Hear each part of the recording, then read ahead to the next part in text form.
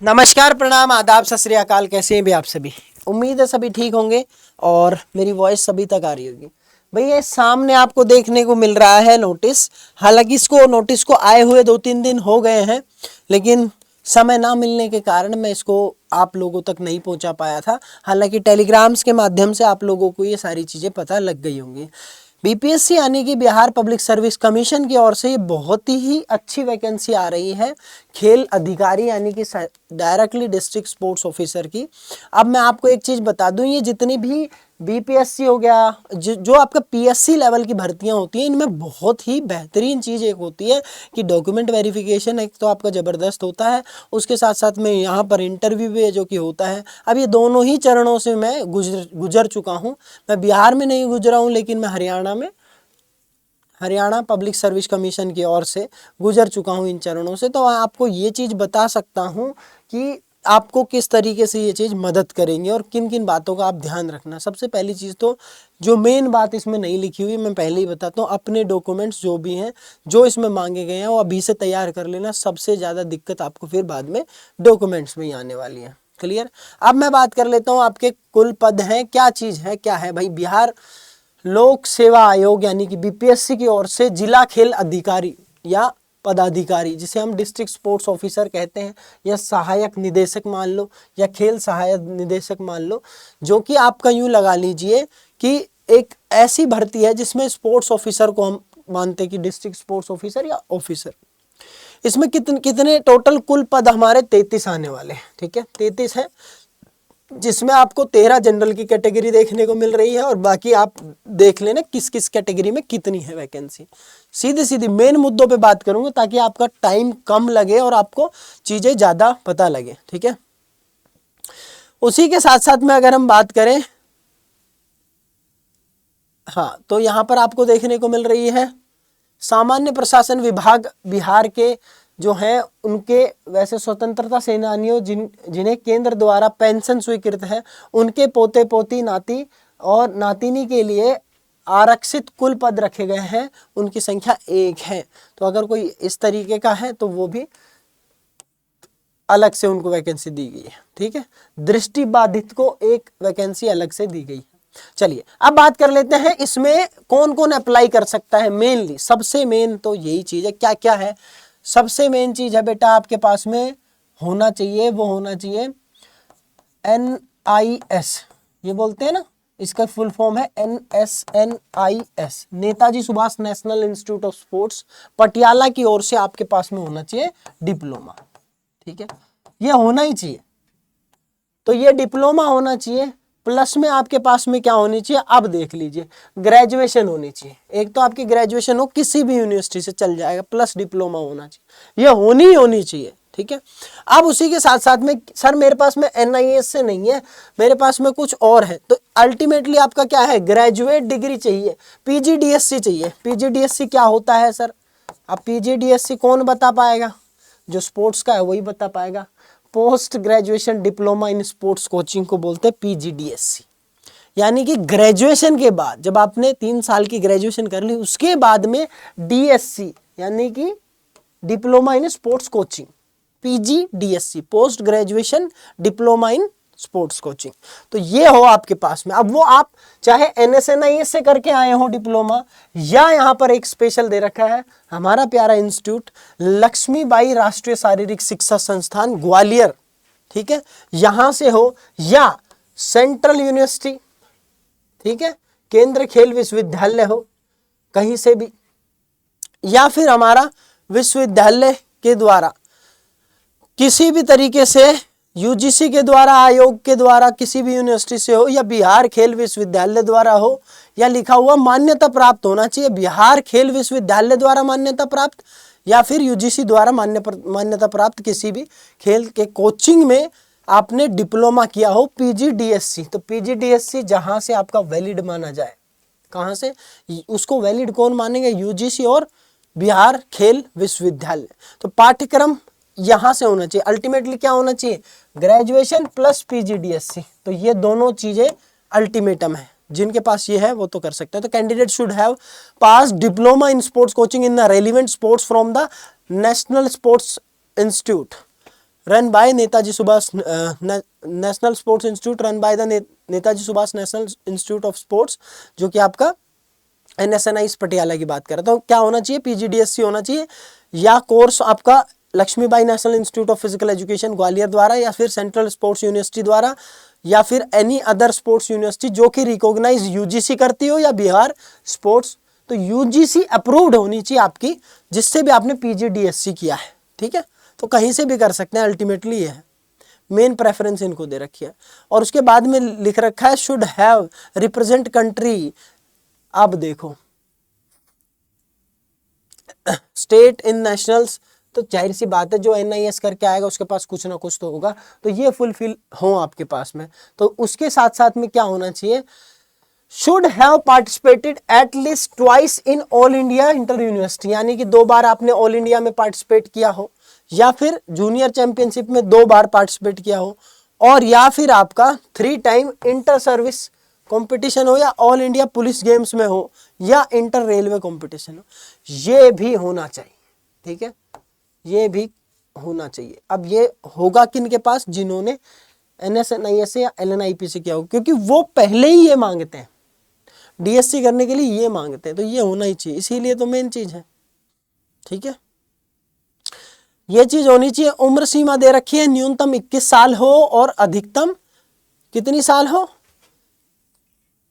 40 साल, ठीक है। 37 साल वैसे दे रखे, लेकिन 40 साल किसके लिए है, अनारक्षित। तो हाँ, अनुसूचित जाति के लिए और अनुसूचित जनजाति के लिए, तो ये नहीं लगा लीजिए, SC के लिए 40, ST के लिए 42 और जनरल के लिए 37 साल पुरुष। हाँ, क्लियर।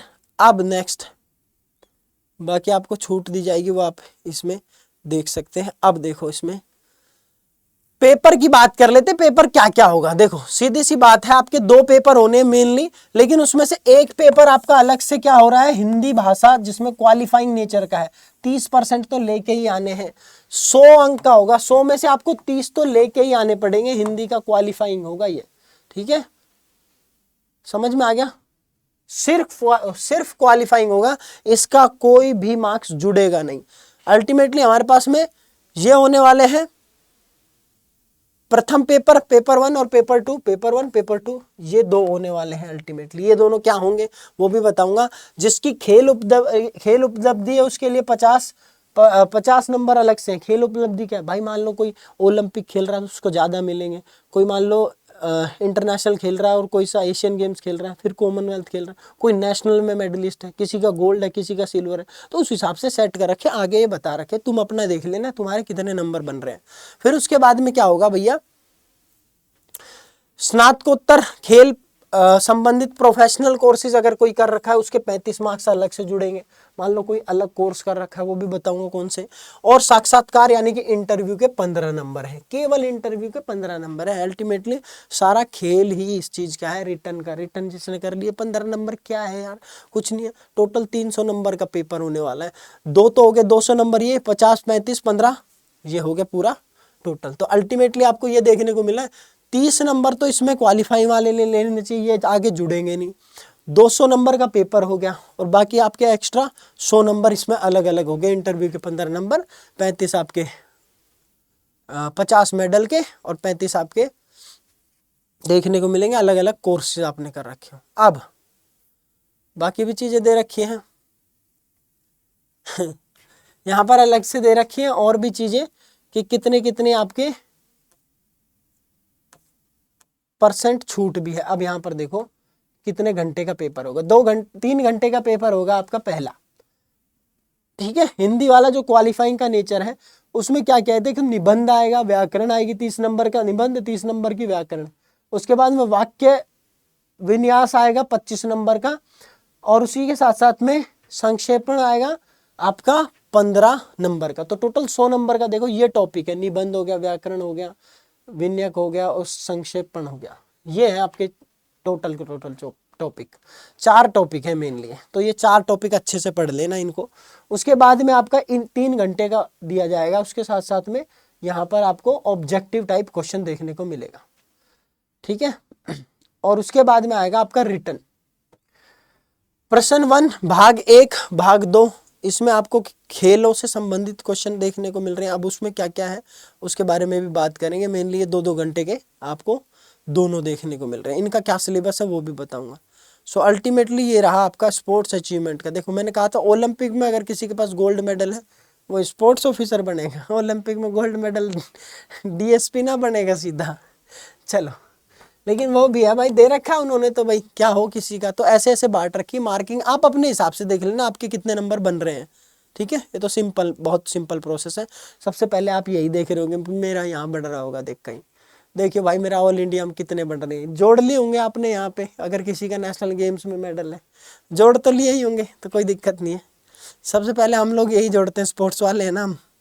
उसके बाद में देखो मेन चीज आपका ये जो आप कह रहे थे कि ग्रेजुएशन के कितने कितने नंबर जुड़ेंगे, अगर बैचलर डिग्री है, ठीक है, तो यहाँ पर आपको नंबर दिए जा सकते हैं 5, 3 और 2, ठीक है, ग्रेजुएशन के हिसाब से।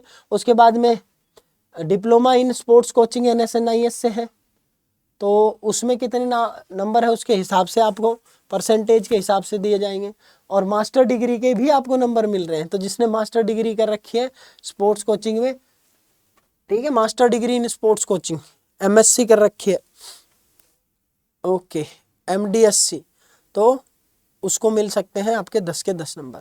PhD के 11 नंबर है अलग से, ठीक है। तो ये आपके जो 35 नंबर बाइफरगेट हुए थे ना, वो यहाँ से आप ले सकते हैं। अब इनमें से बहुत लोगों को मिल जाएंगे, बहुत लोगों को नहीं भी मिलेंगे। डिप्लोमा कहाँ से होना चाहिए वो सारी चीज़ें यहाँ पे दे रखी है, कोई दिक्कत वाली बात नहीं है। आगे चलते हैं, बढ़िया बढ़िया चीज़ें आपको बता देता हूँ कि कौन कौन सी और आपकी मुख्य बातें। अब देखो मेन बात, चलते हैं सिलेबस के ऊपर। सिलेबस भी दे रखा है इसका वेबसाइट पे, अच्छा, लेकिन सिलेबस को हम यहाँ पर डिस्कस नहीं करेंगे, सिलेबस के लिए मैं अलग से वीडियो बना दूंगा। यहाँ पर सारे आपके डॉक्यूमेंट वेरिफिकेशन देखो, आवेदन आपके 2 तारीख से चालू और 26 तारीख तक रहेंगे, 2 तारीख से 26 तारीख तक, तो होने वाले हैं 2 तारीख से और 26 तारीख तक। आप डायरेक्टली इस वेबसाइट पे जाएंगे BPSC पे, BPSC ऑनलाइन bihar.gov.in पे, और आपको यहाँ से फॉर्म भर लेना है। पहले 1 टाइम रजिस्ट्रेशन करेंगे, किस तारीख से करेंगे ये आपका URL है, इससे भी आप भर सकते हो। अब उसी के साथ साथ में instruction for DigiLocker account, OTR की पूरी प्रक्रिया के साथ ही डिजीलॉकर का मेरी पहचान पोर्टल खुल जाएगा, जिसे अभ्यर्थी के पास डिजीलॉकर का अकाउंट उपलब्ध है। तो डिजीलॉकर अकाउंट का कॉन्टेस्ट OAMS को देते हुए साइन इन करें, और इस तरीके से आप डिजीलॉकर में भी अपने दस्तावेज ऐड कर सकते हैं, जिससे क्या होगा कि आप उससे अपलोड भी कर पाएंगे, उसका लिंक भी दे पाएंगे डायरेक्टली, यहाँ पर ज़रूरत पड़ेगी, ठीक है। तो ये आपके टोटल 6 स्टेप्स में आपका फॉर्म भरा जाएगा। पहले में आप क्या करेंगे, पर्सनल इन्फॉर्मेशन, भाई अगर ये सारा झंझट नहीं करना है आप लोगों को, और इसको बहुत ध्यान से भरना भाई, बहुत ज़्यादा दिक्कत आएगी, नहीं तो आपको एंड में अपनी कैटेगरी ध्यान से भरना, अपना नाम, मम्मी का नाम, पापा का नाम ध्यान से भरना, ग्रेजुएशन में मार्क्स ध्यान से भरना, तो ये सारी चीज़ें बहुत ध्यान से भरना। नहीं भर पा रहे हो तो किसी भी साइबर कैफ़े पे चले जाओ, 50-100 रुपये लेगा, वो भर देगा। नहीं कोई पढ़ा लिखा दोस्त पकड़ लेना, तुम भी तो पढ़े लिखे हो वैसे सारे, है भाई, तो आप खुद ही भर लेना, लेकिन आराम से इसको ढंग से भरना, एक एक इन्फॉर्मेशन अच्छे से। लास्ट में आपका अपलोड कर देना, फोटो साइन हो जाएगा, आपका हो गया रजिस्ट्रेशन। भाई मेरा फार्म भर गया, यूँ कहोगे डायरेक्टली, फार्म नहीं बोलते। ये एक चीज़ याद रखना, आपकी जो फोटो कितने कितने KB में मांगी गई है तो आप जानते होगे, उसको हाइट और उसके हिसाब से डायरेक्टली गूगल पे कर लेना कि मुझे इतने KB में चाहिए, तो मैं कैसे करूँ। आजकल AI का ज़माना है, तो ChatGPT से भी पूछ सकते हो। क्लियर है, तो ये सारी चीज़ें हैं आपके फॉर्म में। तो ये तो रहा आपका फॉर्म, इससे आप कर सकते हो तैयारी। अब मेनली मैंने इसका सिलेबस भी देखा है, सिलेबस को डिस्कस करूँगा, सिलेबस की तैयारी कहाँ से कर सकते हैं वो भी बताऊँगा। लेकिन उसी के साथ साथ मैंने जब सिलेबस देखा तो मेरे को बुक याद आई, मेरी वाली है। इसमें पिछले 2006 से अब तक के MCQs हैं, बुक इंग्लिश में है, UGC नेट के हैं, लेकिन पूरा का पूरा मुझे जो लेवल लगा, BPSC इस लेवल का पूछेगा ही पूछेगा 110%। ये बुक कहाँ से मिलेगी सर हमें, तो ये बुक मिल जाएगी आपको मार्केट में भी, ऑनलाइन मिल जाएगी, physical education book by Monu Madhukar, मेरे डिस्क्रिप्शन में मिल जाएगी, लिंक में डाल देना। यूजीसी नेट की अभी नई बुक आई है तो वो। उसके अलावा इसकी टॉपर्स गाइड थ्योरी ले सकते हो जो इंग्लिश में अवेलेबल है। उसके अलावा बूस्टर डोज ले सकते हो, वो हिंदी में अवेलेबल है। तो किताबें ले सकते हो मेरी, उन किताबों से बहुत ज़्यादा क्वेश्चंस देखने को मिलेंगे क्योंकि सारे PYQs हैं, तो वो लगाना बहुत ज़रूरी है। मेरी मतलब भाई किसी के भी ले लो, PYQs कर लो। उसी के साथ साथ में थ्योरी के लिए क्या कर सकते हैं आप लोग, हमारे बैच एनरोल कर सकते हैं, उसमें ज्वाइन हो सकते हैं। तो उसके लिए आप क्या कर सकते हैं, नीचे दिए हुए नंबर पे कॉल कर लेना और हम मिलेंगे इसी तरीके से नेक्स्ट वीडियो में। Until we meet, stay fit and stay healthy. Jai Hind, Jai Bharat, physical education जिंदाबाद। टेक केयर, बाय बाय सभी को। अगली सिलेबस पे वीडियो बहुत जल्दी आएगी।